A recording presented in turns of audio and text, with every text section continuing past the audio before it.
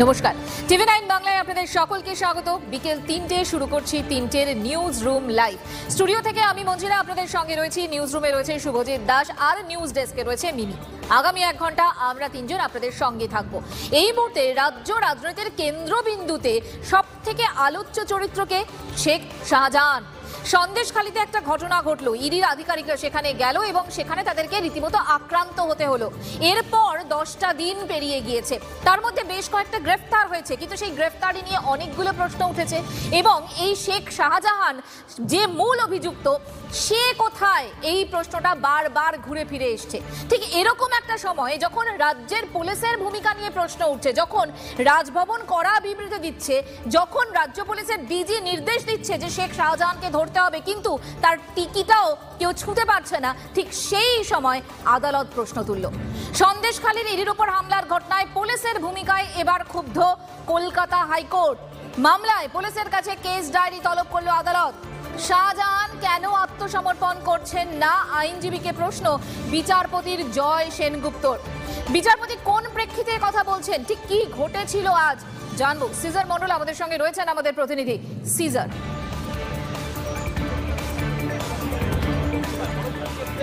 দেখো, গত শুক্রবারই কিন্তু বিচারপতি জয় সেনগুপ্ত মৌখিকভাবে জানিয়েছিলেন যে সন্দেশখালীর ঘটনায় ইডির বিরুদ্ধে যে মামলা হয়েছে সেই মামলায় কোনো ধরনের পদক্ষেপ করা যাবে না। আজকে তার পরবর্তী শুনানি ছিল এবং সেই শুনানির ক্ষেত্রে যখন দেখা যায় যে সরকার পক্ষ থেকে কোনো ধরনের কেস ডায়েরি উপস্থিত করা হয়নি, তখনই কিন্তু প্রশ্ন তোলেন বিচারপতি জয় সেনগুপ্ত যে একটা মামলার তদন্ত বা একটা মামলার শুনানি করতে গেলে, এই ধরনের মামলার শুনানি করতে গেলে সেখানে কেস ডায়েরি প্রয়োজন, সেই কেস ডায়েরি কেন নেই। এবং তারপরেই সেখানে অ্যাডভোকেট জেনারেল ছিলেন এবং তাকে তিনি যেটা প্রশ্ন করেন, এই আজকে বিচারপতি জয় সেনগুপ্ত যে প্রশ্নগুলো তুলেছেন খুব সোজা সরল প্রশ্ন তুলেছেন, যেটা সাধারণ মানুষের মনে উঠছে যে এত বড় একটা ঘটনা, 3 থেকে 3000 মব, সেটা প্রতিবাদ করেন এই যে ইডি জানিয়েছে 800 থেকে 1000, সে যাই হোক না কেন সংখ্যাটা 800,000 বা 3000, সেখান থেকে মাত্র 4 জন গ্রেপ্তার। শাহজাহান কেন গ্রেপ্তার নয়? শাহজাহানকে এখন পর্যন্ত গ্রেপ্তার করা যায়নি কেন? শাহজাহান সারেন্ডার করেনি কেন? এটা যেমন একটা প্রশ্ন।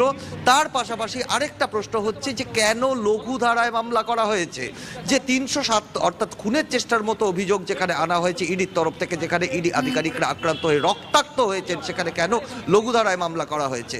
এবং সেই জায়গা থেকেই কোথাও বিচারপতি আজকে যে বক্তব্য, তিনি আজকে যে পর্যবেক্ষণ তার রয়েছে, সেটা কার্যত সাধারণ মানুষ গত কদিন ধরে যে প্রশ্নটা তুলছে সেই প্রশ্নটা। এবং নেজার থানার পুলিশ কি করছিল, নেজার থানার হাতে এখনো তদন্তভার কেন, যেখানে তারা এখন পর্যন্ত কাউকে গ্রেপ্তার করতে পারলো না যারা উল্লেখযোগ্য, মানে যারা এই গোটা ঘটনার সঙ্গে অনেক বেশিভাবে যুক্ত, সেই প্রশ্নগুলো উঠে এসছে আজকে কিন্তু বিচারপতির পর্যবেক্ষণে। এবং এর আগে আমরা দেখেছি পুলিশের ভূমিকা নিয়ে প্রশ্ন তুলেছিলেন রাজ্যপাল, বিরোধী দলগুলো প্রশ্ন তুলেছে, আজকে হাইকোর্টও কিন্তু এই শাহজাহান মোল্লার ঘটনায় বিরোধী দলগুলো এখনো প্রশ্ন তুলছে সিজার, এখনো। তার কারণ লঘু ধারায় মামলা কেন দায়ের হয়েছে, কেন এখনো গ্রেফতারি এতটাই কম। যখন আদালত প্রশ্ন করছে তখন বিরোধীরা এই ইস্যু কাজে লাগাবে না, তা তো হতে পারে না। বিরোধীরা প্রথম দিন থেকে সরব, আজও শুভেন্দু অধিকারী বলেছেন, শুনুন।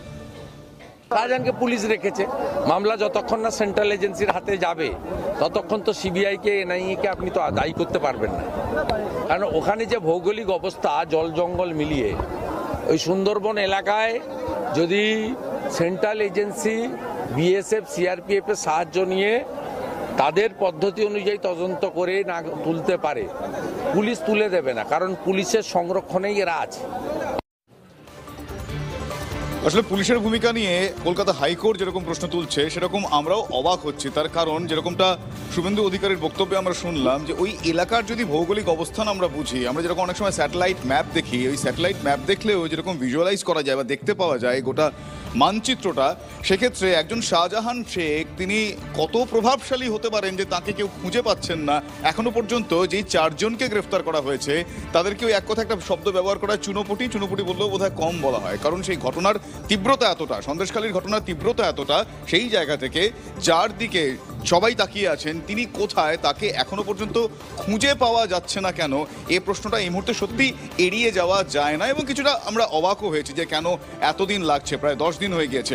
আমার সহকর্মী সৌরভ আমার সঙ্গে রয়েছেন, সৌরভের সঙ্গে কথা বলবো। সৌরভ, আমরা দেখেছিলাম যে জানি না সেটাকে আইওয়াশ বলবো না সেটা তাদের সচেষ্টা বলবো, সেই বিষয়ে কোনো বিশেষণ আমি আখ্যায়িত করছি না, কিভাবে তাকে খোঁজা হচ্ছে, শাহজাহান কোথায়, যাতে সে পালিয়ে যেতে না পারে। কিন্তু 10 দিন ধরে লাগছে, একটু বেশি হয়ে যাচ্ছে না? শুভজিৎ, দেখো 7 দিনের মাথায় প্রথম যে গ্রেফতার হয়েছে সেই গ্রেফতারি ঘিরে বিতর্ক হয়েছে, তারপরে যে 2জন গ্রেফতার হয়েছে সেই গ্রেফতারিও কিন্তু কলকাতা হাইকোর্টকেও সন্তুষ্ট করতে পারলো না। এবং কলকাতা হাইকোর্টকে সন্তুষ্ট করতে পারলো না কোন প্রেক্ষিতে? ভিডিও ফুটেজ স্পষ্টই দেখা যাচ্ছে। TV9 বাংলা, নাজার পুলিশের থানা হয়তো চিনতে পারেনি, TV9 বাংলা চিনিয়ে দিয়েছে। জিয়াউদ্দিন মোল্লা, লাউখালী পঞ্চায়েতের প্রধান, ঘটনাস্থল আকুঞ্জিপাড়া মোড় থেকে 8 কিলোমিটার দূরে তার বাড়ি। সেই জিয়াউদ্দিন মোল্লাকে এখনো পর্যন্ত পুলিশ কেন ধরতে পারলো না? সেদিন তিনি ওখানে কি করছিলেন? 8 কিলোমিটার দূরে আকুঞ্জিপাড়া মোড়ে শেখ শাহজাহানের বাড়ির সামনে তিনি কি করছিলেন? জিয়াউদ্দিন মোল্লা পুলিশ বলছে খুঁজে পাচ্ছে না। TV9 বাংলা তো গিয়ে খুঁজে পেয়েছে, গ্রামবাসীরা তো জানাচ্ছেন জিয়াউদ্দিন মোল্লা বাড়িতেই ছিলেন। তার বড় মেয়েও তো মুখ ফসকে বলে দিয়েছিলেন যে হ্যাঁ বাবা বাড়িতে এসছিলেন, তো তাকে খুঁজে পাচ্ছে না।